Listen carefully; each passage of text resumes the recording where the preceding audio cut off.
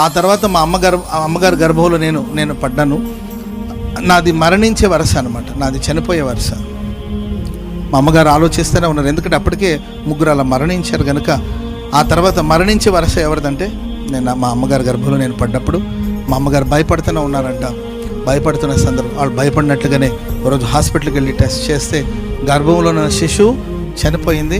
Operation చేసి బిడ్డను బయటికి తీయాలి, లేకపోతే తల్లి ప్రాణాన్ని కూడా ప్రమాదమని రైల్వేకి సంబంధించిన డాక్టర్లు చెప్పారంట.